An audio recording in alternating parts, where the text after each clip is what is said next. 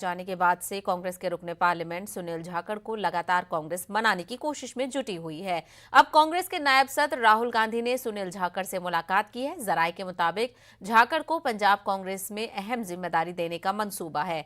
वाज़ेह रहे, चिरंजीत सिंह चन्नी को वज़ीर आला बनाए जाने से कबल सीएम के ओहदे के लिए सुनील जाखड़ का नाम भी सुर्खियों में था। के पूर्व प्रदेश अध्यक्ष सुनील जाखड़ ने आज राहुल गांधी से मुलाकात की और राहुल गांधी के निवास स्थान पर आप देख सकते हैं कि मैं मौजूद हूं। सुनील जाखड़ पंजाब कांग्रेस के पूर्व प्रदेश अध्यक्ष रह चुके हैं और आपको बता दूं कि जब सीएम का नाम चल रहा था कि सीएम कौन बनेगा, मुख्यमंत्री कौन बनेगा, तो सुनील जाखड़ उन तमाम नामों में से सबसे आगे थे जिनका कयास लगाया जा रहा था कि वो आने वाले समय में पंजाब के मुख्यमंत्री बन सकते हैं।